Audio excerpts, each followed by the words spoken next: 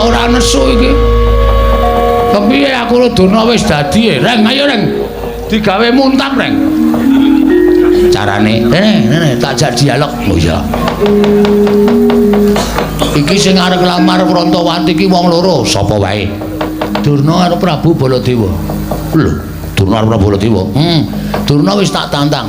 Monggo Durna gawe sayembara. Upama Reng, upama piye? Upama Prabu Baladewa ki wangi Lesmana piye? Lho, ayo aku abot Petruk. Terus ayo. Terbuat dari kayu? Bukan. Ada rodanya? Bukan. Ditarik kuda, tarik kuda. Udah. Ada pengemudinya. Udah. Iki kok malah bedekan iki piye to iki? Iya goblok banget to iki. Maksudmu kok kita kon nesu kok malah ada kudanya nyeliprak bathumu iki piye?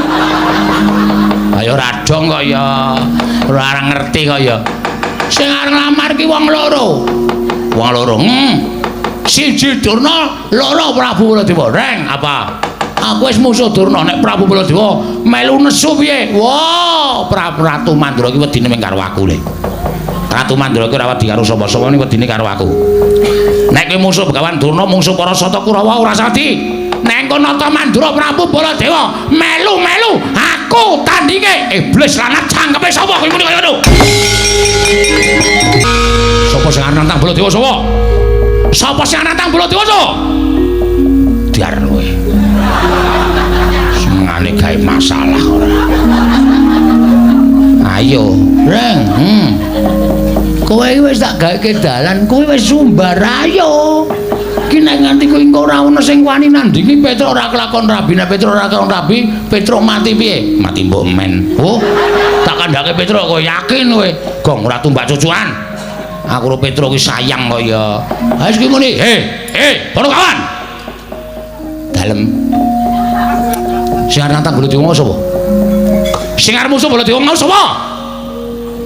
Sapa? Ora ono ngarwani karo Baladewa kaya. Ya Kang ya.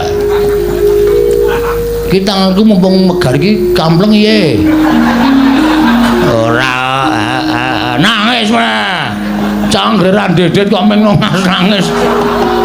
Titik-titik nangis, titik nanggrono wong jajan nangis men ditukoke. Oh, anggrono wong nyumet udut nangis men dicumetke. Wong kok kaya ngono lho. Ayo wis. Kula sing nantang. Lho, kowe wani karo Baladewa sing tawedeni apamu? Ngendi? Mamane wong neter kadedayan. Manut. Lapangan voli ya gelem, lapangan basket ya gelem, lapangan bal-balan ya gelem. Teng pundi? Ajeng lo teter kadedayan sampeyan pasan boyong Urantawati. Urantawati dadi bojone Petruk. Mboten ngeng dadi bojone sapa-sapa. Urantawati dadi bojone Semana Mandra Kumara. Sing kandha sapa? Sing kandha aku. Kula ora ngrentukke. Nek ora ngrentukke ora ngopo? Lho, kula ora ngomong apa? Waduh. Iki ra dadi iki. Pokoke Urantawati raup anu kok raup. Rabi karo Petruk. Karo Lesmana, karo Petruk, karo Lesmana. Nek kowe ngayal kok tak glandang metu. Ayo tandinge nolok greng.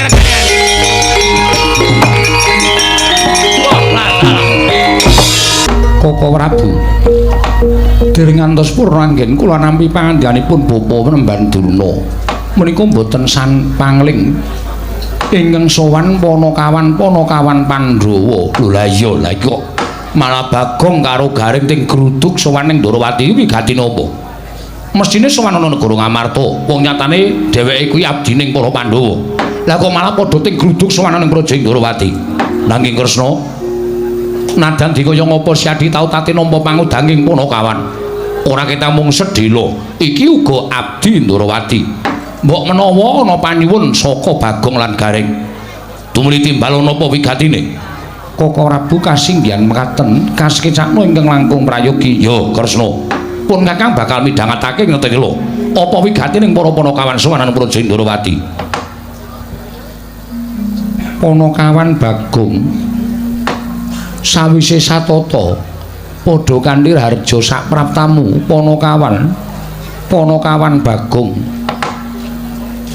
Nonamit pasang Kalimantabe tinebena ing ladune Demawahing Tawang Towang sinuwun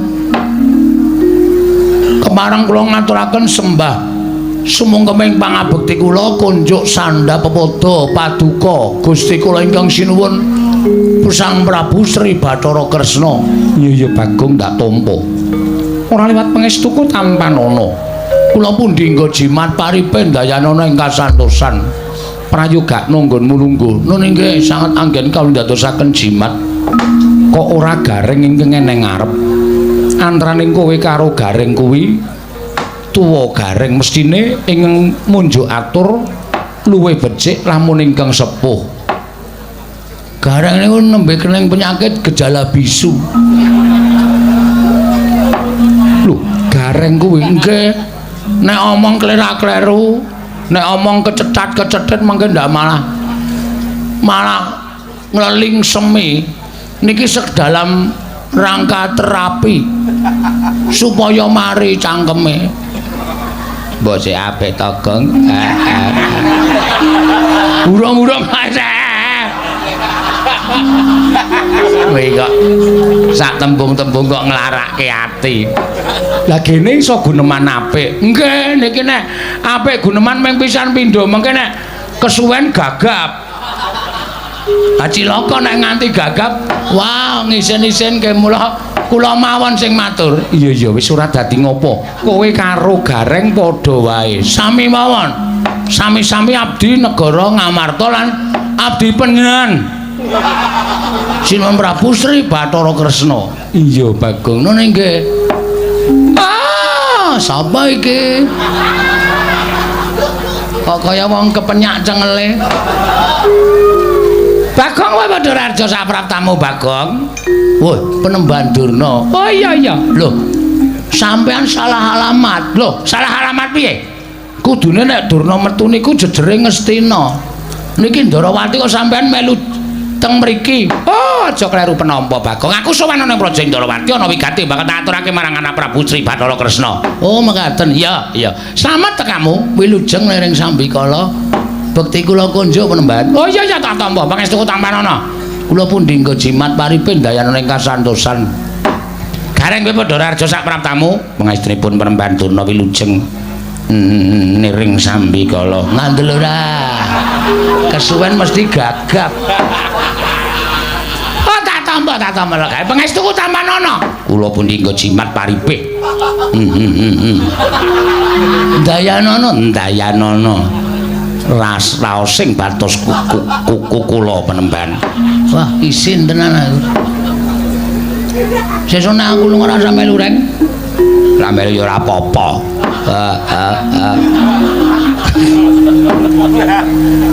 Bagong Padharjo sapraptamu.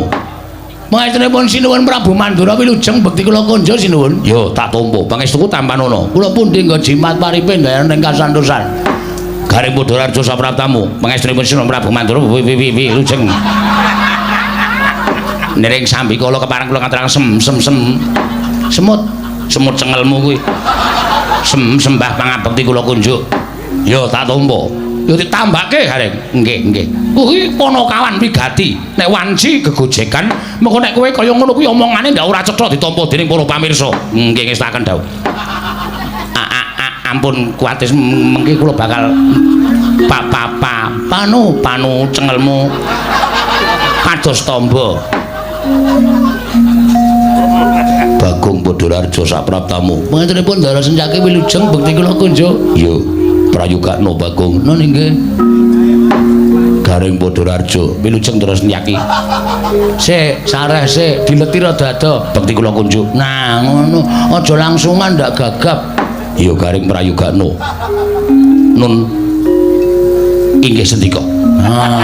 Rada ado-ado ngono kok ndak gagap. Panakawan Bagong Padharjo sapraptamu. Pate Udawa wilujeng Ndarawati. Bekti kula kunjung nggih Ndarawati. Iya Bagong, pangestuku tampanana. Kula pundi nggo jimat paripen dayanana ing kasantosan. Gareng slamet tekamu. Pangestunipun Ndarawati wilujeng. Suwi ora dolan ning Widara Kandhang. Wong ke wis sawetara wektu kula mboten dolan teng Widara Kandhang. Kaya kenapa to? Kenapa dekelmu melacar kowe? Ora ngece ta, Gang? gareng sing nrimo atine Bagong aja sok nglarani karo kakane. Pangestunipun mboten. Bagong dalem ana wigati apa sowan? Apa diutus dening bapakmu? Apa diutus dening Pandhawa? Apa pancen saka karepmu dhewe? Sampun dipun keparengaken matur sinuwun. Iya wis tak keparengake. Matur sembah nuwun. Nek wonten lepat atur kula Diagung Pangaksami kepareng ngaturaken lebah Siti Sekul. Kleruwe kok mempeng. Apa rene biasane tebah kok lebah. Lebah ngentuk bathukmu ki apa? Ya ora nesu. Aku kan wis sama. Rasa omah Mas. Sesuk tak setrikake cangkeme. Yo rasa omah. Nangis meneh. Anggerane kok tebas Siti Sekul binung teling ron kelapa. Apuren tambah bilih wonten lepat kula nggih kula mun jatuh kersa Paduka Sanata Prabu Sri Bathara Kresna. Jernyatanipun kula menika namung kawula alit. Jernyatanipun kula menika namung piantun ngandhap papanipun. Iya. Mila kiranging tata krami kiranging unggah-ungguh kula nyuwun sumunturing Samudra Pangaksami. Wong dheweke iki ora petha matur kok unek-unekke kakangne. Sapa sing ngrenengi? Lho. Baladewa dunekke sapa ngrenengi? Iya Bagong ora dadi ngopo. Mara gage matura, apa saka karepmu dhewe? Mboten. Apa diutus para Pandhawa? Mboten. Apa diutus bapakmu? Mboten. Lah terus diutus sapa? Mboten. Diutus sapa? Ngapunten kula niku ngantuk e. Lho. Ora kena ngantuk. Diampet Bagong. Mekaten inggih. Mboten diutus bapak, mboten diutus para Pandhawa, mboten diutus Ndara Janaka, mboten diutus sapa meneh ya? Para Pandhawa. Nanging sowan kula menika diutus dening Kang Mas kula. Lho. Kang Masku sapa? Kang Mas kula inggih menika Kakak Petruk. Kakak Petruk ki sapa? Petruk kantong bolong. Mung ditambahi kakake kok bingung. Petruk kantong bolong. Sinuwun ngaturaken duta penglawung sinuwun. Lho, duta kongkonan penglawung Rajapati. Sapa tekaning pati? Weh, mboten, Ding. Basa sastra angel kan. Ngaturaken gedrawasan. Bilih sampun wonten tigang candra menika, Petruk menika sakit sinuwun. Kosike. Urung-urung iki dramane kosike aja kesusu. Petruk menika sakit. Lho. Petruk lara, mekaten sinuwun. Lho, larane apa? Kula piyambak mboten mangertos. Koko Prabu. Nggih. Petruk sakit. Lho, Petruk lara, Bagong. Nggih sinuwun. Lara apa? Lah kok dadi kowe adine, gareng kakane ora mresake karo Petruk iki piye? Goleke tombo, kowe dulurmu. Kok malah do meneng kowe iki? Wah, wis. Iki ngopo ya? Wong lagi dilapori kok wis nesu lho. Lho, aku ki ora nesu. Ning aku ki tresna karo Petruk. Petruk ki ora ketang sithik tau tate ngundang Baladewa. Ning nganti Petruk lara, kowe ora wadul karo sapa-sapa, ora matur karo sapa-sapa.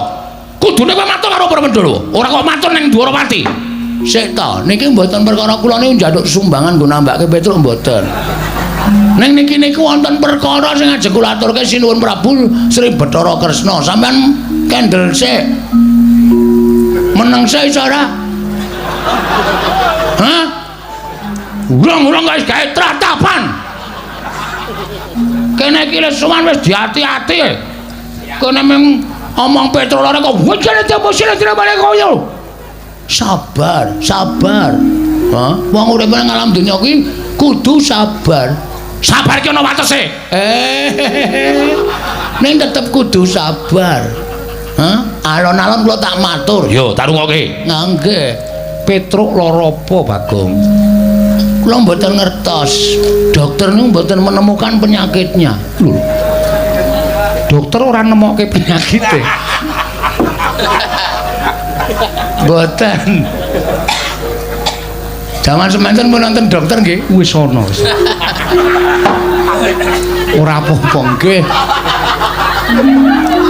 Kula gawa teng Pak Mantri niku, Pak Mantri malah men nyedaki bakul kuwaci.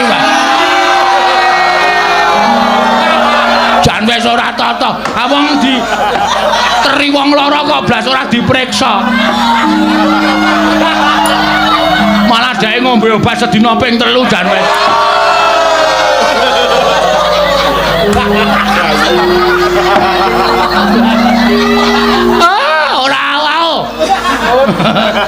Iki tenanan mau lah. Serius niki. Iya. Mangkelake kok senengane. Lah terus sapa sing goleki penyakite utawa lelarane Petruk? Nalika semanten kula pun matur ta niku kula presake teng dukun nggih. Dukun niku pun diteropong ngangge napa jenenge kok? Semprong diobong terus ditonton ngangge semprong niku jarene mboten wonten penyakite. Kula Petruk niku biasane nek kumat-kumatan niku nganu vertikal. Apa penyakit sing sirahe mubeng? Vertigo kok vertikal. Vertigo niku nggih mboten Petruk ya waras. Di tes air kencingnya niku ya ora ana penyakit napa-napa. Terus diperiksa diadiane niku nggih ambegane normal, jantunge nggih sehat. Apa jenenge? Paru-paru nggih apik. Monggo Petruk rokoke ra bantre ra jamak-jamak to. Kula kan ngerem ngene kampas entek. Pancen kula ngajar Petruk niku. Trombole ngrokok iki direm kampas entek go wis ben blong ya men ngono. Paru-parune ya apik. Terus pengeluaran ya apik. Pokoke kabeh normal. Terus kula niku bingung lha kowe jane lara apa to, Tru? Lara kok mangane biasane sedina ping 3 kok sakniki ping 5. Lho, mangane malah akeh. Awake saya lemu nika. Kok lara? Ning pancen awake panas. Nek kula demek ngangge telapak tangan niku kira-kira ya 58 derajat. Kuwi panas banget lho, Bang. Enggak. Wong kula bathuke kula nggih goreng tempe barang.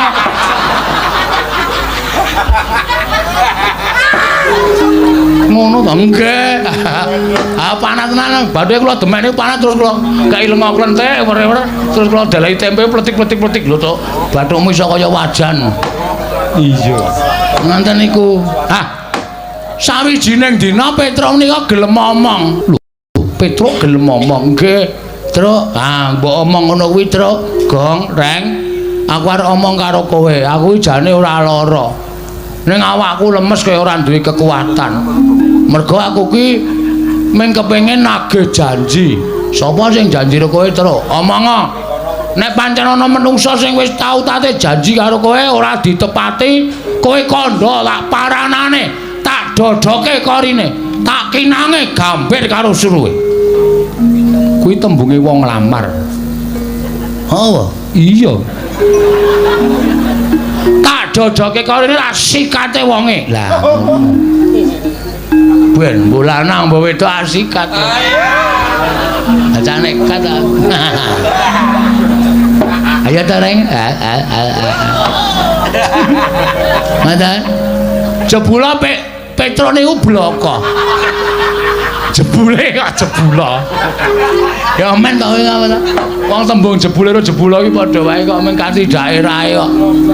Jebule Petruk niku bloko. Nek sing janji niku Prabu Kresna. Prabu Kresna tau tate janji kali Petruk. Duk nalika lakon bangun jembatan bangun Candi Saptawarga. Bangun Candi Saptawarga. Sampeyan ngendika kali Petruk to, Truk, nek kowe iso mbalekke pustaka Jamus Limasada, kowe esuk tak pek mantu. Ora. Kapan ya? Weh, lah iki iso tak glimpange tenan iki. Ngaku ora. Petruk matur ngoten niku lho. Sinuwun kudu emot Purwadasena. Nuwun sewu lho sinuwun. Sabda Brahmana Raja. Pangandikaning Nalendra pangandikaning pendhita menika kaya Wikresna tumaming Drancang Seta tan kena lumebek malih. Nek sampeyan dadi ratu menclah-mencle esuk tempe sore dele padha wae. Ngoten, sampeyan bakal ora dipercaya dening para kawula. Sampeyan ora bakal dipercaya dening para nayaka. Sampeyan dadi ratu cecel kan Nalendrane. Ayo. Aku ora kusik Bagong tak iling-ilinge. Waduh, suwi iki. Wis yamene. Dar limbukan jam pira iki? Dadak mikir bareng kusik-kusik. Apa jaman nalika ana lakon Prabu Bumi Loka kae. Nah, jaman ana lakon Prabu Bumi Atlas. Bumi Loka karo Dewi Mustaka. Sapa ning? Ah ora ngerti kok. Sapa? Mau nek ora ngerti ora usah melu. Wis mripate kera bodho. Kera ya men. Aku arep mulih aku. Mulia kan ora ana sing ngewangi kowe. Petruk ora ana, kowe biasane Tru. Aku arep mulih ta Tru. Saiki mulai tendang tenan kowe. Kowe kejem bang karo aku, Kang. Bapak penemban lajeng wangsul. Balia. Kok dadak sambat karo aku. Nek sampean pun nate janji harus ditepati. Ngibarate men saramano Oscarimano. Kuwi apa? Kula dhewe ya ora ngerti. Wong kula meh ngawur kok. Panjenengan kudu nepati. Monggo saniki kondanging jagat kondang kabiyawara menawi Prabu Kresna kagungan putra inggih menika wanita ingkang nedeng dungkap dewasa. Namanipun Dewi Grontol sapa? Lah sapa jenenge? Prantawati. Lah niku sing digayuh kalih Petruk Kanthong Bolong. Nek jane kula ya ora setuju. Petruk kok dadi mantune Prabu Kresna. Ah saya gleleng tenan Petruk. Wong Petruk iki kerewe glelenge ra jamak-jamak kok. Apa meneh nek dadi mantune ratu. Wah, wis ngeplaki sirah kula saben dina. Wis kono. Wong jaluki rokok ngarep warung ngarep kae. Monggo-monggo sing mbayar nggih kula ora urung. Iya, nggih. Ning gandeng bangane Petruk niku mati merga lara ora keturutan sedyane nggih. Alung panjenengan kula aturi nepati janji. Kula aturi nepati pangandikanipun Sinung Prabu Sri Bathara Kresna. Nek sampean ora kepareng netepi ing pangandika nuwun pangapunten kula wis dipasrahi Purbawasesa karo Petruk Kanthong Bolong. Gong sisan gawe. Nek kowe labuh aku ya labuh tenan, Gong. Aja ming setengah-setengah, nek perlu mati diwujuti. Oke, Tru. Wong urip ki mung do antri mati kok. Karepmu piye saiki? Nek Prabu Kresna ngoncati le janji, ora ngaku tau tate janji, amuken negara Ndarawati. Oh, siap. Mula nek sampean ora ngakoni nautate sumpah kalih Petruk, dinten mangke kula aturi sedya jagang sing jero, beteng sing kandel. Ndarawati kula buyuki batange gareng. Aku ngapa ta, Gang? Aku kira ngapa-ngapa karto buyuki. Kula buyuki batang sayuta. Kula ora wedi mungsuh wong Ndarawati. Mangane kelangan Petruk, luwung Bagong mati teneng Ndarawati, kula lakoni leganing atiku.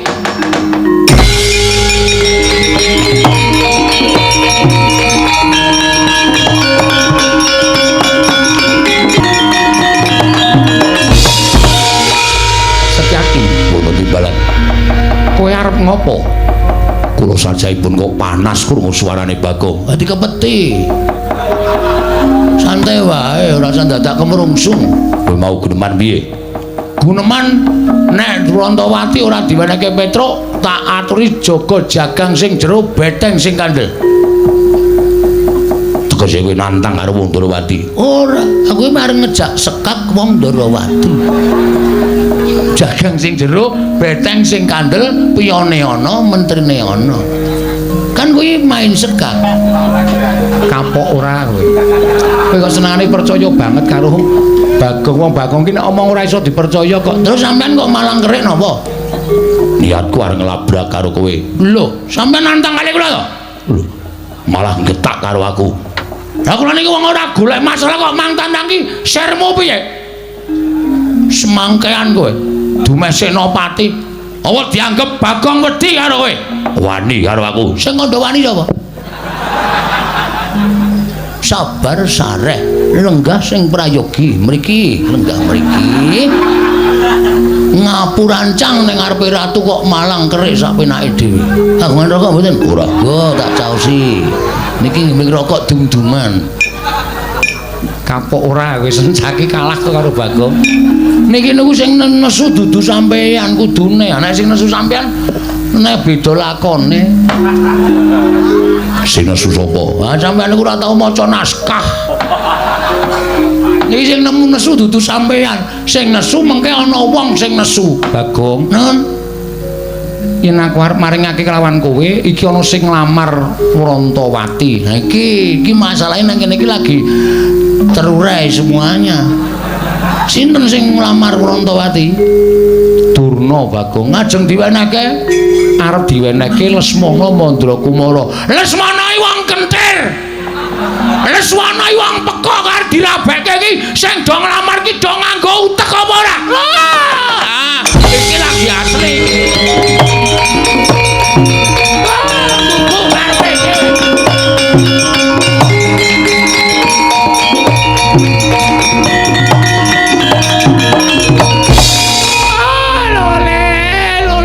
Walu gimbal manyar-manyar. Joneng dungkul wana dadi alas-alas dadi wana. Bagong kowe berkencang Pak Papong. Kali codhe sapa sing gawe? Wong edan ngene Bathara-Antarada barang dinggo. Kene nganggo istilah aku nek ora nganggo istilah ya rugi ya. Ngopo Begawan Durna? Kowe muni piye? Kresna aduh sorry sinuwun. Lesmana wong kentir. Lesmana wong edan. Lho, kowe kok iso ngarani Lesmana kentir ki sababe apa? Heeh, ora. Aku wis apal karo Lesmana wis suwe. Aku wis tepung karo anak Ngastina. Nek anak Ngastina iki pancen Ratu Ngastina iki mendhi anak siji ning nuwun sewu, anake rada ngene. Anake rada petuk, anake rada kentir. Mula nek Sinuwun Ndarawati ngrabekke Lesmana karo Wrantawati iki Sinuwun Ndarawati bakal tegel nampa kesengsarane anak, bakal tegel nyumurupi kasengsarane anak. Mula nek Sinuwun Ndarawati maringake Wrantawati aku ora ikhlas. Aku ora ikhlas. Ora ikhlase Bagong. Mergo aku bakal kelangan kakangku ya kuwi Mas Petro. Nek nganti ora kelakon dawuh karo Wrantawati, Petro bakal lara. Nek Petro lara, gedene tekaning pati, aku kelangan. Nek ngono nang kene padha-padha ngalape Wrantawati. Saiki ngene wae. Digawe sayembara. Sayembara apa? Sapa sing iso ngalahke Begawan Durna? Bayangan Wrantawati. Dadi iki. Wis gayeng iki. Siap, Reng. Oke. Ora nangis to kowe? Ora. Aku mungsuh Durna, kowe mungsuh Baladewa.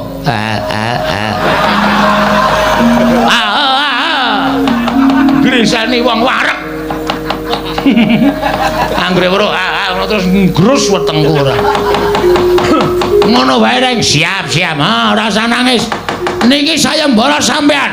Teng pundi pamane wong neter kanthi tayan. Wah, metu japa. Wah, cundha manik jeblok bertemu.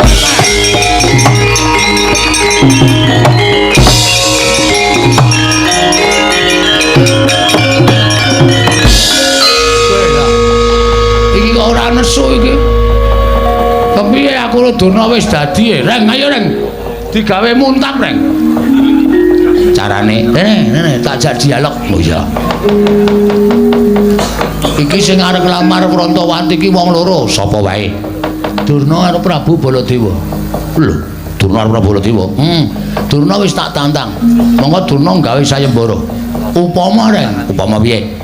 Upama Prabu Baladewa ki wangi Lesmana piye? Lho, ayo aku abot Petra. Terus ayo. Terbuat dari kayu? Bukan. Ada rodanya? Bukan. Ditarik kuda. Udah. Ada pengemudinya. Udah. Iki kok malah bedekan iki piye to iki? Iya goblok banget to iki. maksudmu kowe iki takon terus ki takon nesu kok malah ada kudanya nilai prabatomu ki piye? Ayo radong kok ya. Ora ngerti kok ya. Sing arep lamar ki wong loro. Wong loro. Siji Durna, loro Prabu Baladewa. Reng apa? Aku wis musuh Durna nek Prabu Baladewa melu nesu piye? Wah, Ratu Mandra ki wedine mung karo aku le. Ratu Mandra ki ora wedi karo sapa-sapa ning wedine karo aku. Nek kowe musuh Begawan Durna, musuh para Sata Kurawa ora sadi. Nek engko nata Mandra Prabu Baladewa melu-melu aku tandinge iblis lanat cangkepe sapa kowe muni kaya ngono.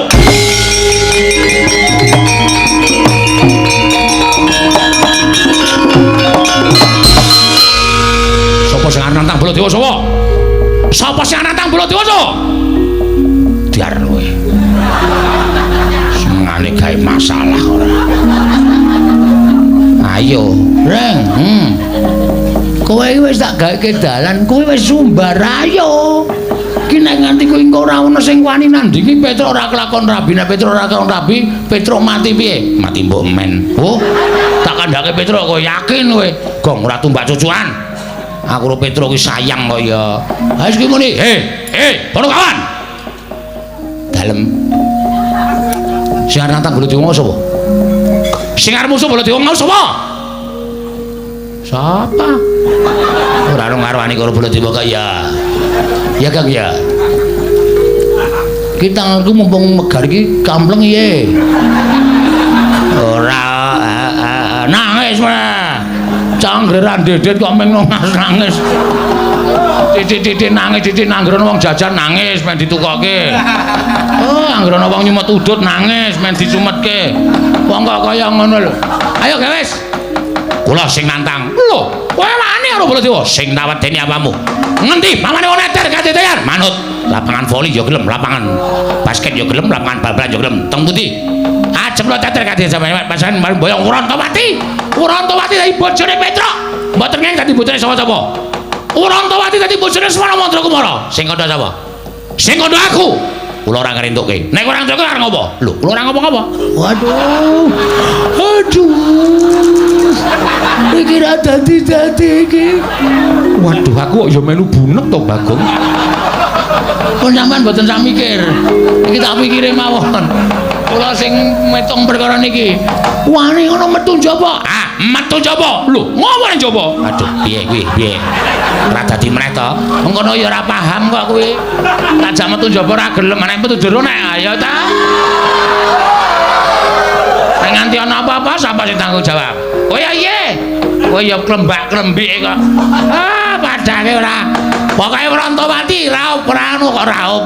Rabi karo Petro. Karo Lesmana, karo Petro, karo Lesmana. Nek kowe ngayal kok tak glandang metu. Ayo tandinge nolok bareng.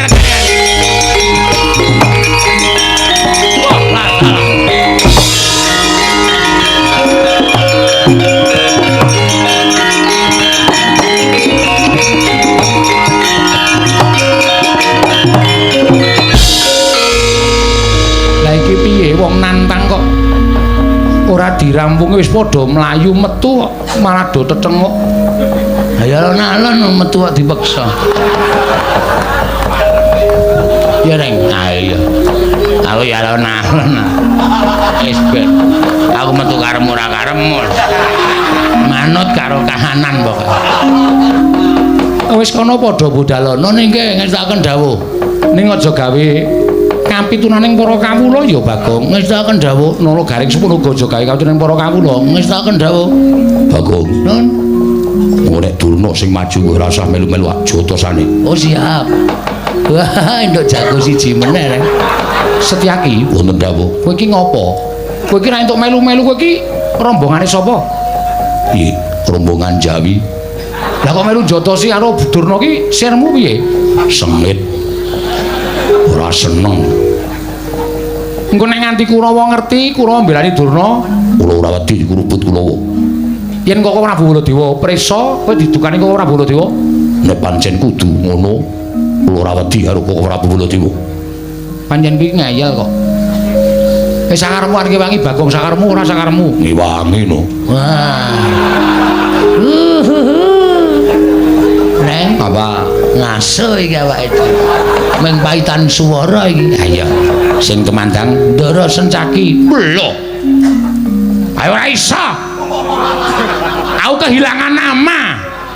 Nek nganti Ndara Sencaki omong so Prabu Baladewa, piyai sing padha mresani iki do ngenteni mengko. Jam-jam setengah 1 jam 1 engko do ngenteni gareng nek musuh Baladewa iki kahanane kepiye. Ngono. Iki mbubarke apa ya? Struktur. Ya wis ning ngono aku ora sida ngewangi. Wah, cangkemmu elek kok, Neng. Iki nek ora sida ngewangi awak dhewe iki nyambut gawe sing tenanan. Ponokawan do metu wis do metu ayo do metu. Wis do metu gak wis? Nggih, yo metu yo. Wis ra entuk rembugan ning jero. Reng ayo metu. Iya ya. Nek ora tak gusahi ndak ming arep omong wae. Anggere muni do omong entuk sambutan kok senenge ra jamak-jamak. Nek ora entuk sambutan kringete dilewerane kok. Ngecewe. Iya. Neng iki saiki wis ora usah dadak golek sambutan. Aku metu wis viral. Sing kandha sapa? Oh, Prabu menika Nalindra kok gunemane kaya ning kampung. Aku nuruti karo Bagong iki lho. Sampun, matur nuwun sing. Iya, sing ati-ati nggih. Oh. Lah. Edian tenan. Ora tatanan. Arang ketrucut e. Kene yo, randene yo. Wong angin kok digiring iki lho. Udawa kok mesam-mesem. Kula menika menawi weruh polaipun Bagong menika rasane raosipun kepengin gajul ning kok aneh. Wong kok kaya ngono. Lho nika. Wong edan iki ndodok ning kono kae lho.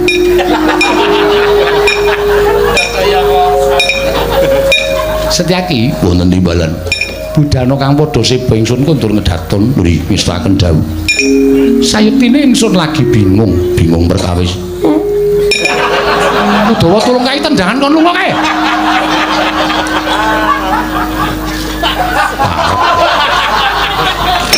Ngapae? Jare arep metu isih ngadeg nang kono. Kuwi nang nggo mlaku matal-matal e.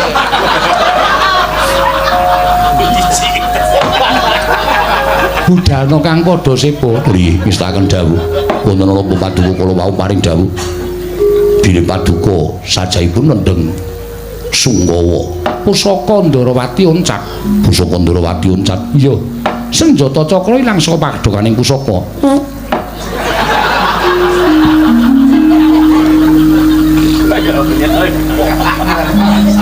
Bagong takon lunga kok isih krungu suarane. Nuwun ngapunten kula sinuwun.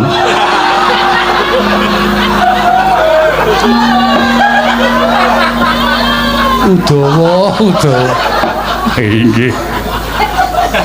Nuwun ngapunten. Budhana kang padha seba ingsun kundur kedaton menistaken dawuh. Nyuwun pamit madal pasilan. Sing ati-ati aja kaya bocah cilik.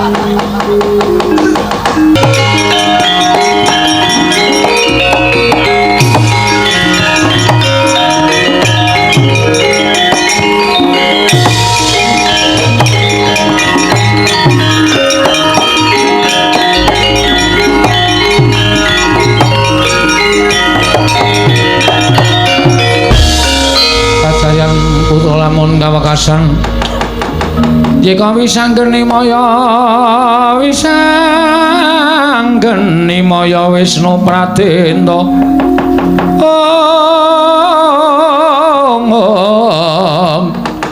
wisanggeni maya Wisnu Pratenta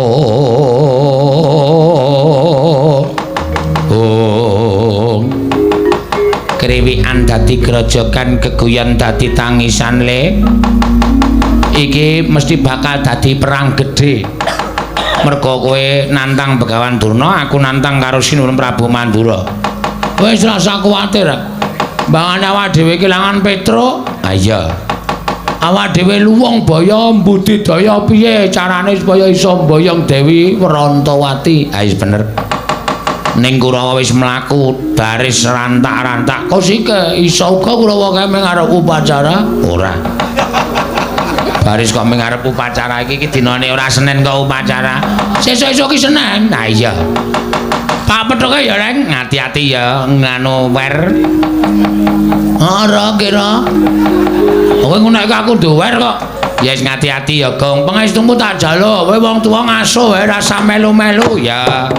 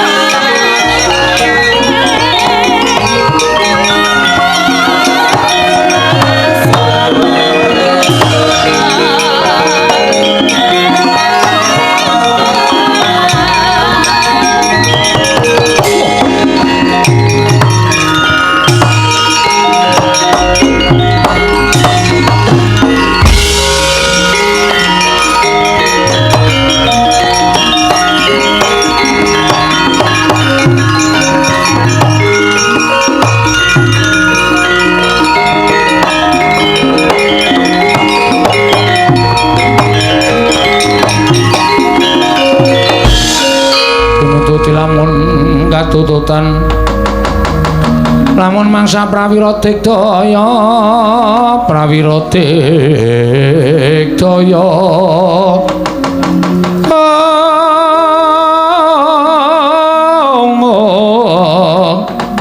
Ronanggono magawe gelarira wang-wang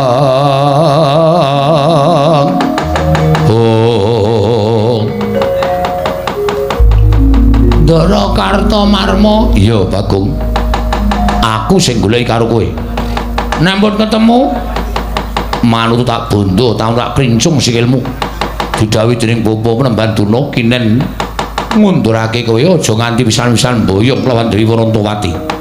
Ngerti yo, Dewi Wrantawati bakal didhawuh dening ya kuwi anakku Lesmana Mandra Kumara. Semanten ugi kula, Ndara.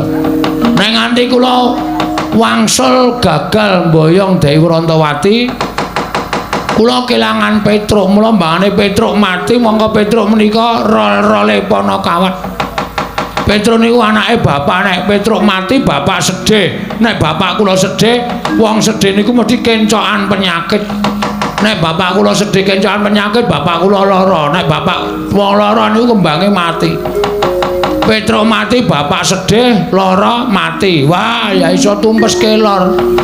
Mula mbangane Petruk mati, luwung kula mawon sing kudu iso budidaya ngalahke Kurawa. Lho. Wani karo Kartomarma. Sing tak wedeni apamu? Wani aja linggo ning ngisor. Ayo ngadeg padha karo Kartomarma.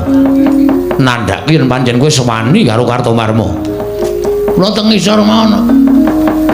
Sebab ya apa? Wis kula seneng teng isor. Pun kula teng mriki mawon. Wangkal karo Kartomarma candhak. Siramu tak jebleske lemah pecah dadi loro. Weh wonge akeh kok mung dadi loro. Deke pirang-pirang men adil. Wah kowe iki geneman cara apa? Cara wong. Kene marganing patimu pangga tak ayoni Ndara Kartomarma.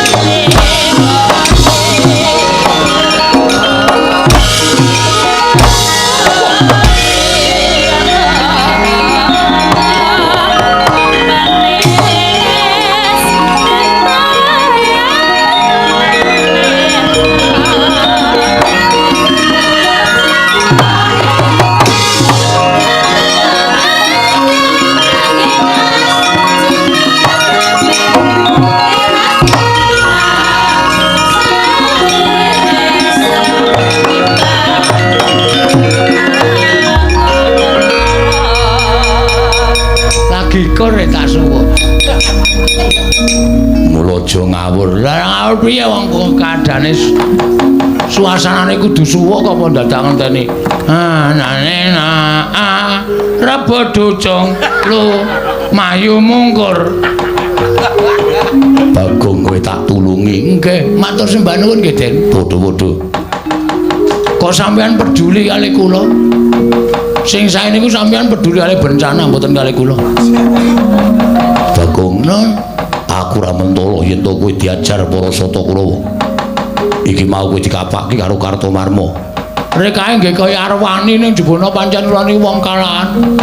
Diantem, banting, duncalke kula wis matek iki. Nek nganti tiba teng aspalan mesti babak bundas kula. Untung wonten sampean. Bagong, non. Tahe wangi, lekunge wangi iki ndelik-ndelik. Nggih, aja nganti konangan Koko Prabu Ndrawati. Yen konangan aku didukani.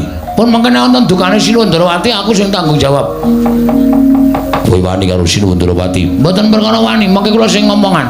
Kula nek alasan niku pinter. Meniku tagih utang bola-bali wae iso alasan kok.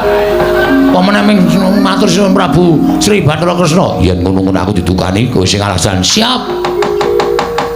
Kula sing maju. Ya Bagong nggih. Ki mak pletok kontrole sing kene ana sing rusak iki. Iki lho. Ada kandhani ngeyel. Malah nyekekek ngeguyu aku.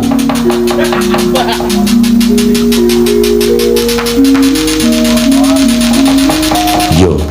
Pun tindak mriko. Yo Bagong.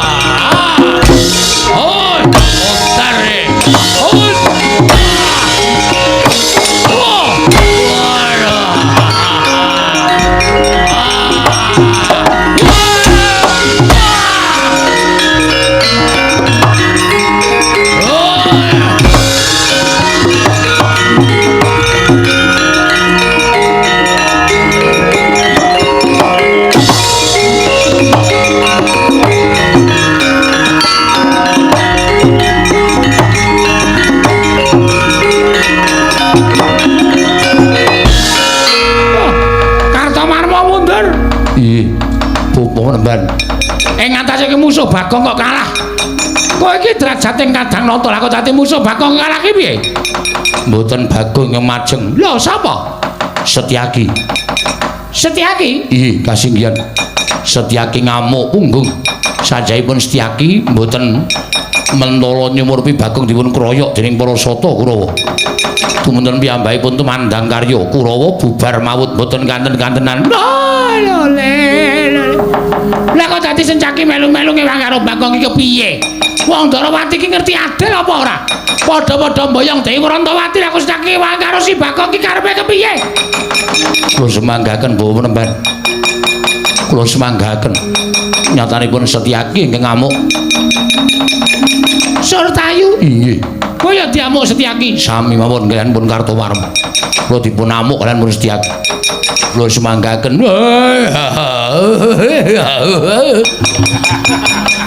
Dursasana kok maju dhisik. Ha iki lek kae yo mendang paripurna. Ndang rampung lho iso ngrangket Bagong jebulane yo. Bagong diwangi Setyaki. Cah cilik nek tumandang jeblas-jebles. Kula semanggaken Bapak Penemban. Kula semanggaken kula mboten iso mungsuh Bagong merkono pepalange Setyaki. Oh, gugu karepe dhewe paneswaning jajaran. Ya, nadyan kowe diwangi Setyaki apa kira-kira Setyaki wani nandhi kridaning Nalendra Mandura.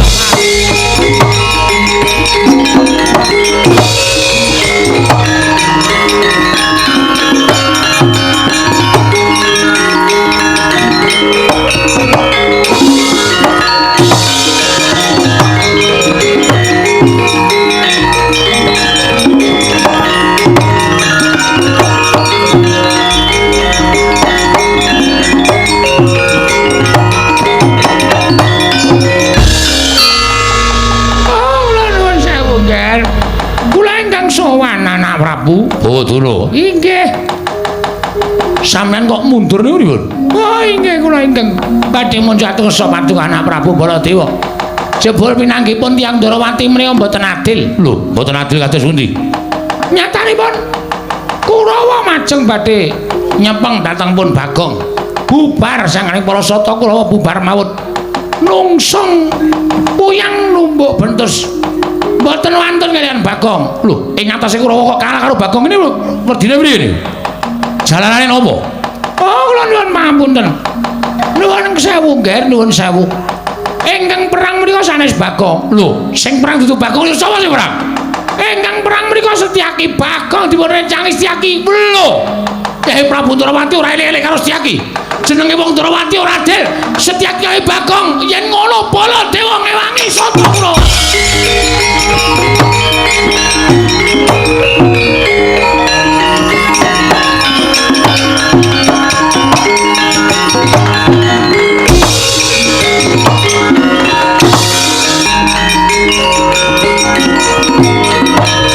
Ayo, Setyaki ngewangi Bagong.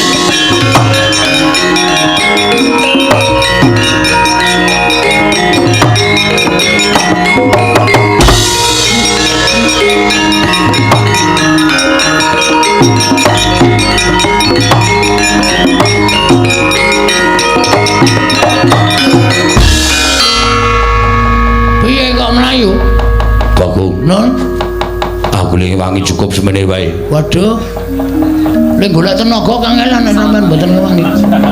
Bagong, non, sing maju dudu Kurawa meneh. Sapa? Kowe Prabu Mandura, mongkong nggawa Kyai Nenggala.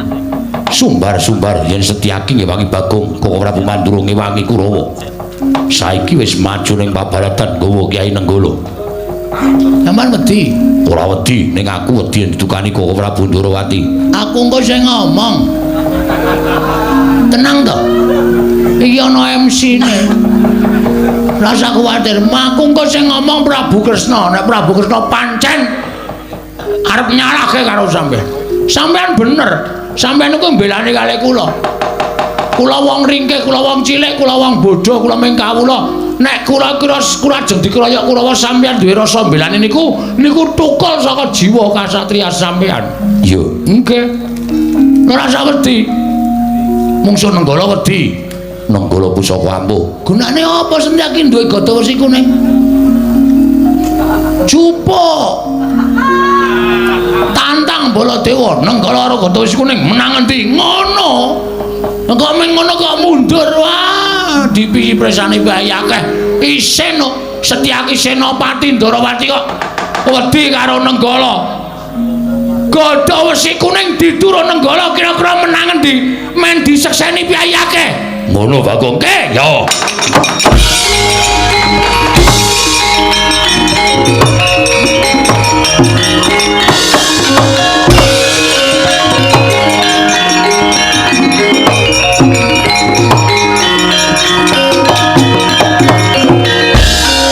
Wis gayeng iki. Nek ngene iki aku kudu cepak mulih iki. Engko nang nganti aku didukani Sinuwun Ndarawati ra iso omong aku. Monggo kae gawa gada wesi kuning karo Nenggala. Wah, pecukan gada wesi kuning ditu karo Nenggala pusaka ampuh. Duer. Sinuwun Ndarawati croro. Ana ngopo Setyaki? Reng, ngapa? Montore juga saka parkiran. Iya. Ayo mulai. Kayak iki selah-selahane angel.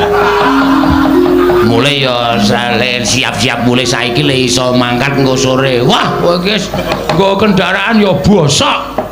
Oh, tekan kono-kono. Ya karang ki wong seneng-seneng kaya kang ora. Wis ayo, iki mulai ora usah mulai. Iki ora tanggung jawab nek mulai. Ditonton sik Ndara Baladewa karo Setyaki le gelut piye menang sapa? Ora dele aja-aja nggawa gada wesi kuning. Engko nek Sinuwun Ndarawati tekan kene ora masalah wis to. Sinuwun Ndarawati ki wong arif, wong bijaksana kali.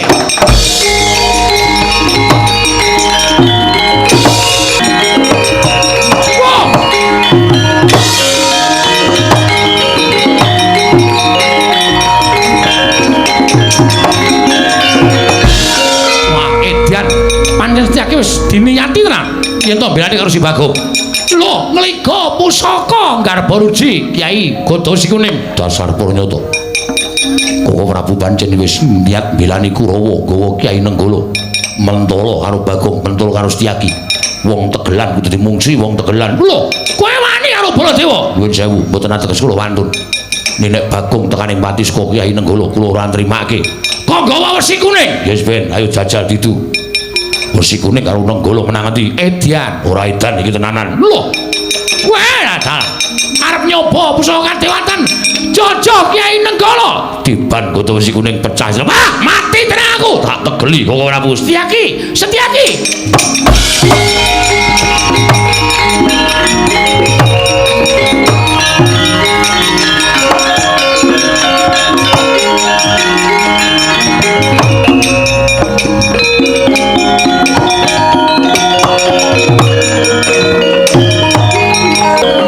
Kresna sinayeng manggelung mintonaken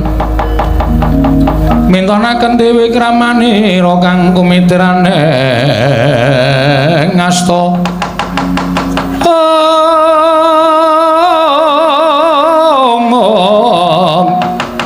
kang kumitrane ngastane ngasta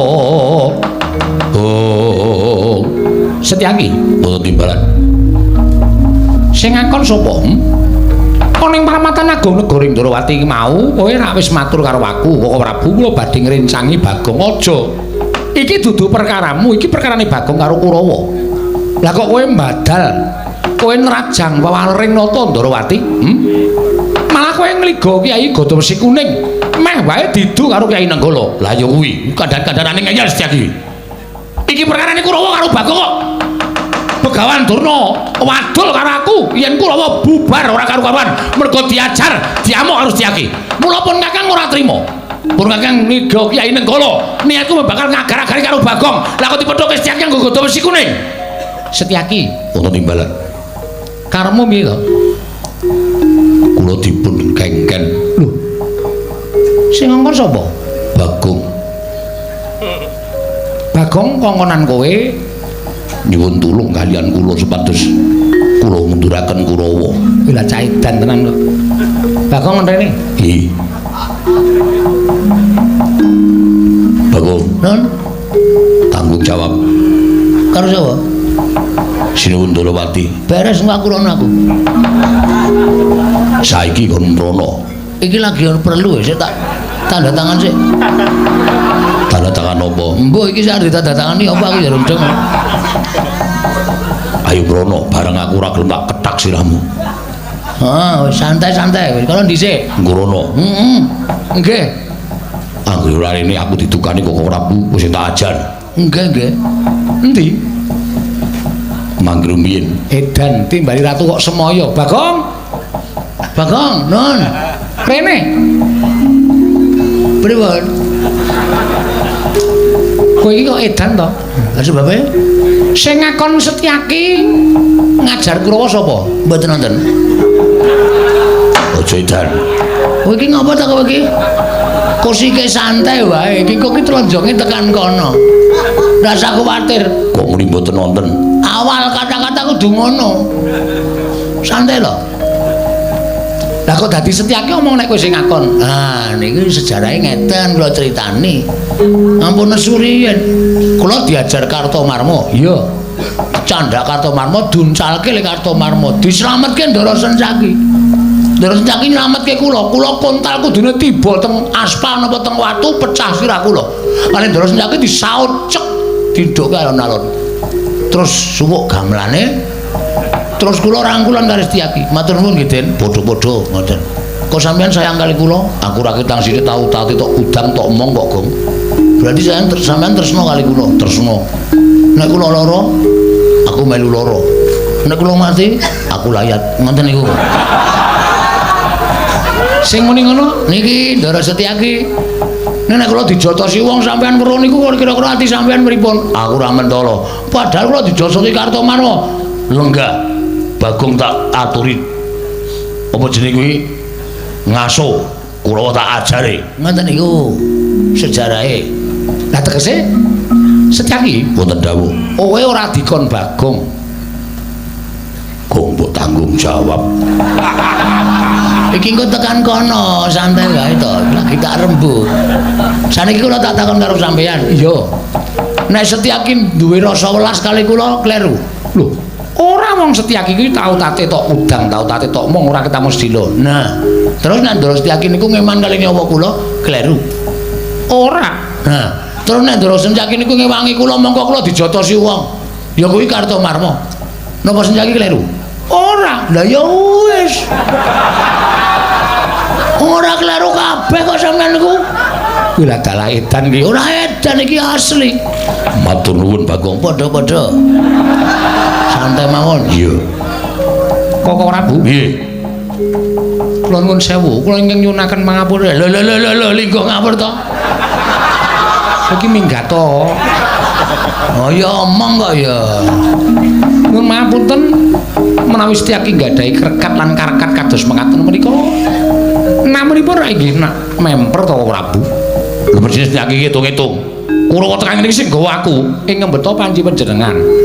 Ning nek Kurawa didhawuhi karo Begawan Durna kon njotosi Bagong menika napa ya memper. Lah Bagong menika namung ijen kaliyan Gareng, mongko Gareng awakipun kados mekaten menika. Tangane cekot sikile becik mripate kira kon perang. ampun rasane Gareng. Gareng nek dinake mripate cekot, sikile becik tangane cekot itu nangis. Oh lho jaluk ngapura. Wah, wis santai reng, wis ora Ndara Kresna ketrucut kok. Arep mulai wae aku, Kang. Bariki mulai bariki ya. Menika kula suwun sewu, menapa inggih panjenengan mentala. Terus sakniki kula nuwun sewu. Ya piye? Namung sami-sami badhe ngrebat dhateng pun anak kula Wrantawati kok direwangi gegeran ngono lho. Menapa mboten nami lingsem. Lho, sing marahi dudu aku. Inggih, sakmenika sampun. Mboten sisa ngrembak sapa sing marahi ndak malah ora rampung-rampung perkarane.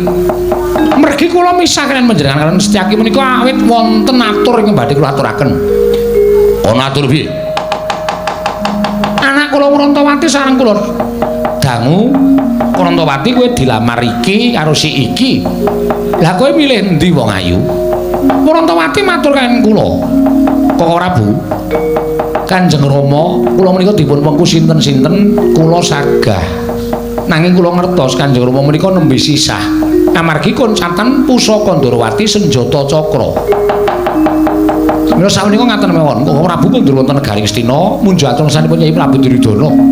Menawi Lesmana saged ngaturaken senjata cakra wonten negaring Ndrawati, Urantawati kula aturaken dhateng Lesmana Mandrakumara njaluk pamit Nyai.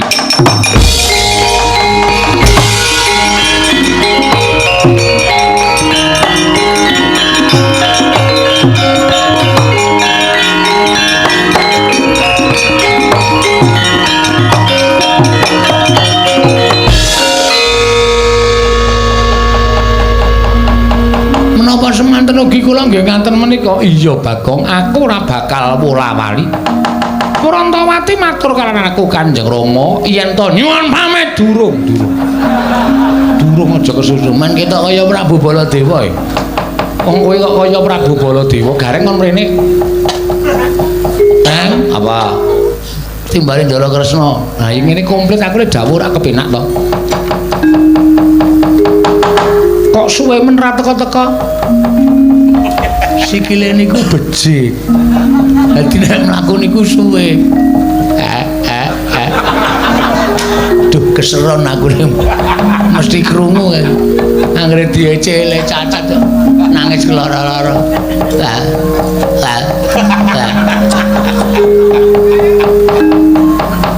Kowe Baliya, nggih. Omong karo Petruk, nggih. Petruk bakal tak wengku dadi mantuku netepi janjiku. Nggih. Ning ya Petruk kudu iso ngaturake senjata cakra. Waduh. Lilang dek kapan wis ora perkara kuwi prilang dek kapan ora usah takon werna-werna. Mergo aku wis ngerti ukaramu kaya ngapa kuwi aku wis ngerti. Kowe iki mung senengane guyon sembur-sembur adas. Iya ta? Nggih. Ning nggih nyuwun prisa mergo hitungan Jawa niku iso mbok menawa kula iso ngitung Jawa. Ilange nek ora karo dikliya dina. Anggara kasih, anggara iso tembung anggrek. Kasih ki cinta. Cinta sejati memberi bunga anggrek. Ngopo iki ra ngomongke kowe lho? Wah, ora. Wis kono omong. Nek Petruk ngaturake senjata cakra, Petruk bakal tak pek mantu, nek ora ya wis.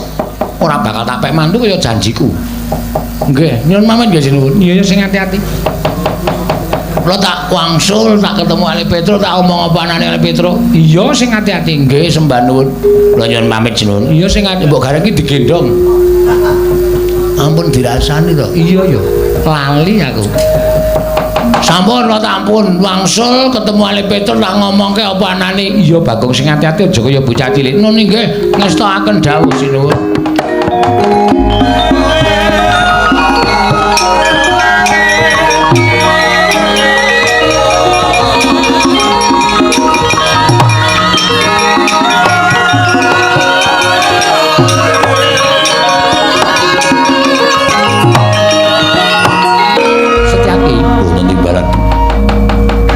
Gandeng kabeh wis katon padhang Kurawa wis lampit brungkat kimpul nekuk penjalin bali marang Praja Ngastina. Nggih.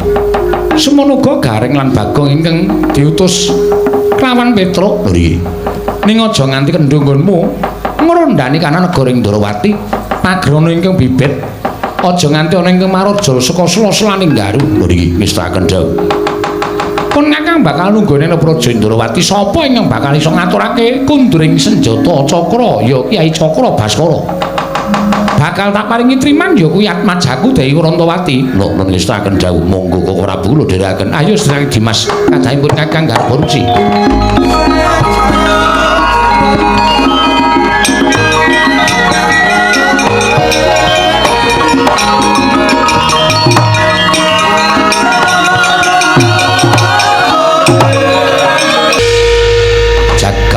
Wasisaning Ubatara wayah tur jagat Yai Jaya Sudirga apa Kakang Jaya Lengkara sawetara pun Kakang lan Siadi nggone ngrenggani negara ing Pulau Ngedah Kencana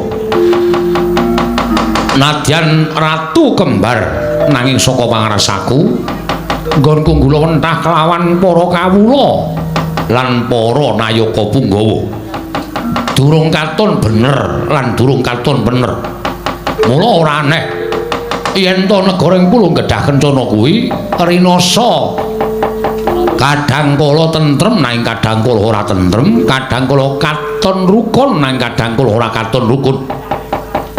Kabeh mau dadekake bingung penggalipun Kakang Jayalengkara ya. Semono uga aku go bingung rasaku nggone ngasta bawat perintah negara ing Pulung Gedhah Kencana. Nadyan alindraning kembar Kakang lan aku nanging wedine kok kaya tumpang suh. Nggone ngasta bawat perintah negara ing Pulung Gedhah Kencana. Yayi. Siadi ora ngerti apa ingkang tak tindakake. Nalika dina ingkang ngepungkur pun Kakang nglakoni sare naritis sesemek ron Rajamala. Abebantal putus sarimbak.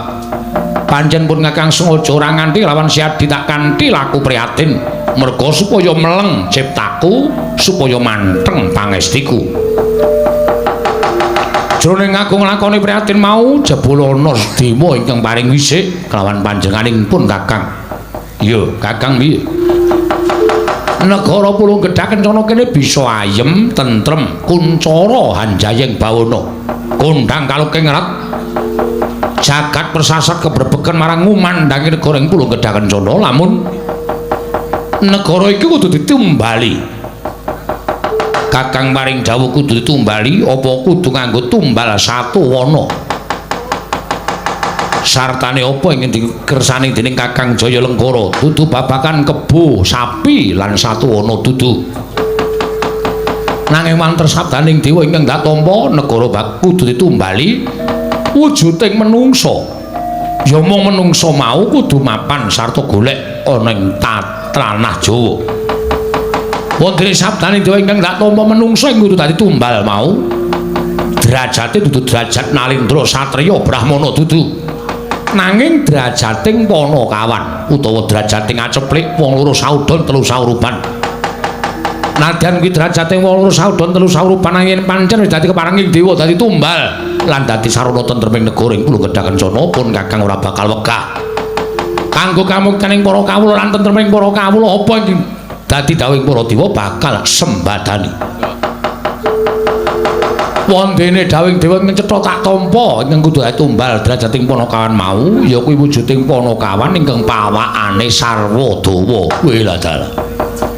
Pawakane sarwa dawa ya pancen mengkono. Kapernah Panakawan kasatriyan Madukara abdining para Pandhawa wedine wujudane aku durung ngerti. Mula Yayi gandeng iki kanggo kamuktening para kawula katentreming para kawula aja wegah. Siadilan pun Kakang nyabrang samudra gedhe mung butuh prapteng ana ing tanah Jawa. Sawise prapteng ana ing tanah Jawa digoleki menyang endi menungsa ingkang wujudane sarwa dawa mau. Yen wis ketemu dibonyong marang negara ing Pulung Gedhah Kencana dadekke tumbal dadi srana tentrem lan yuwananing para kawula sanegara ing Pulung Gedhah Kencana. Yayi Jaya Sudirga. Sumangkah kanggo sesumbar Lindho bumi kunjing kumaludha kundur ketuk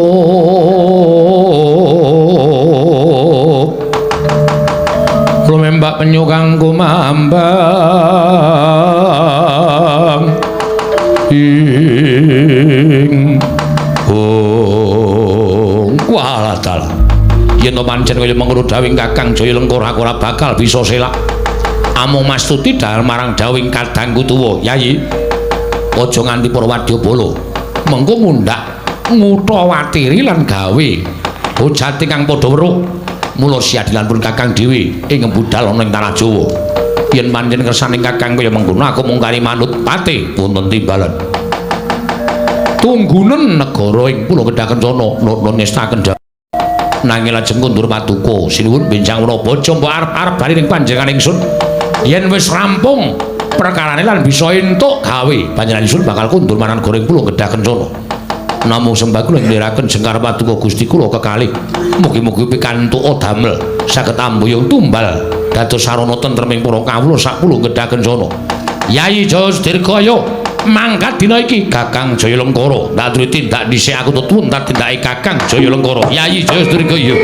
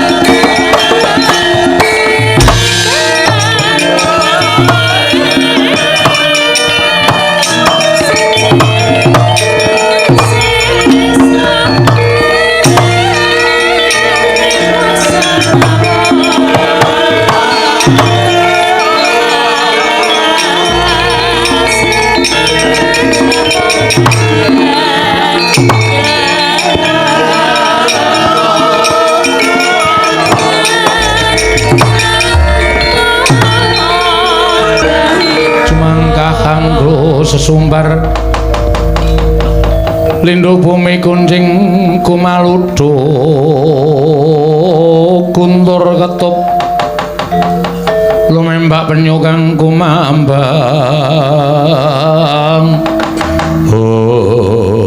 waladal Yayi Jaya Sudirga Kakang Jaya Lengkara piye eling-eling pun Kakang lan si adik kuwi biyen rombongan lari iya Kakang mula pendak-pendak mlaku menyang ndi wae kudu jejogetan iya Kakang ngambah Dirgantara goleki menyang ndi dununge wong kang pantes dadi tumbal ya yen pancen kaya mengkono Kakang ya tak dherekake supaya enggal prapta ning tanah Jawa katon ngarep iki wis samudra ing ora katon kaya ora ana watese nang nyabrang segara iki wis dadi jalaran nggone prapta ning tanah Jawa Kakang Jaya Lengkara tak dherekake ayo Yayi Jaya Sudirga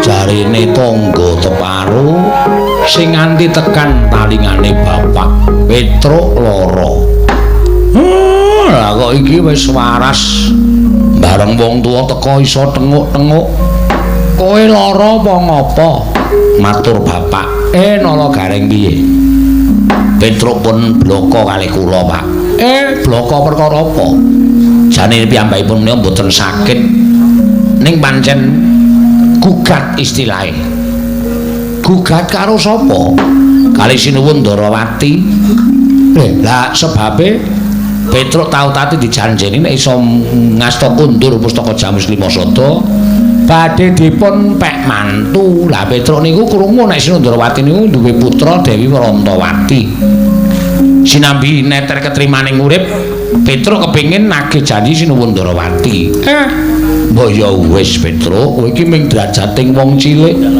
kowe iki ming Panakawan ora usah dadak werna-werna mboten perkawis werna-werna Pak ning kula ming kepengin ngugemi panjenenganipun Sinuwun Ndarawati malah Petruk wis utusan kalih ingkang putra Punala Gareng kowe diutus nang ndi wonten Ndarawati matur wigatosipun ning Sinuwun Ndarawati nggadahi pepanggil reruba nggadahi syarat syarate apa setunggal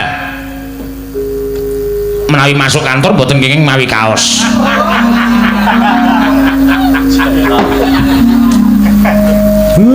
ora tak gawe kira mripate sampun kira Pak setunggal Petruk kudu iso ngaturake iki menika pusaka Ndarawati sing ngilang niku syarate saka Sinuwun Prabu Ndarawati Pak Semareka den prayetna samurires eka balik titiyani gandayani Trisunya Purnama sasi gilar-gilaran ing tengah latar milang lintang Bima Sekti lagene wis entuk laporan saka kakangmu Gareng sing raya-raya wis saguh dadi dutamu ning Ndarawati lah saiki rak mengkari kowe to Petruk nek pancen niatmu nagih janji tenan lah aja terus kelikaran ning kono kuwi ora bakal kelakon penjang kamu nek pancen Sinuwun Ndarawati kepengin kundure senjata cakra turta kuwi dadi jalaran Sinuwun Ndarawati bakal maringake putrane marang kowe nek cara aku ya neter ketrimaning urip nodi ketrimaning urip nek pancen Petruk iki dikasih karo sing gawe jagat mesti ora kurang jalaran nggonmu entuk srana ketemu karo senjata cakra nek pancen kuwi dudu pestimu Wrantawati dadi jodoh daumu lan mbok kaya ngapa nggenmu ngupaya senjata cakra ora bakal kelakon sing lanang to Truk aja mringkus kaya wong wadon ngulir budi mikir kowe iki mikira nek pancen duwe niat ya tumandang karya ora klekaran kaya wong lumpuh kaya ngono kuwi Petruk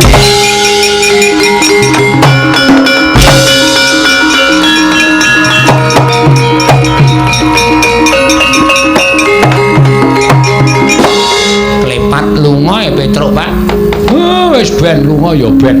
Nek ora dingonokne ndak ora tumangkar budine. Ora mbudidaya nek duwe gegayuhan ya kudu wani. Mbudidaya ora mung enak-enak kapenak ngenteni tekaning kanugrahan. Dintenokno kanugrahan ki nek ora digayuh ora bakal teko. Nggih. Wis ayo ning negara Ngamarta perkarane Petruk. Ya wis ben disandang dhewe kelakon karo orane wong kuwi gegayuhane Petruk. Nggih, Pak. Semare konten prayitna semuriris.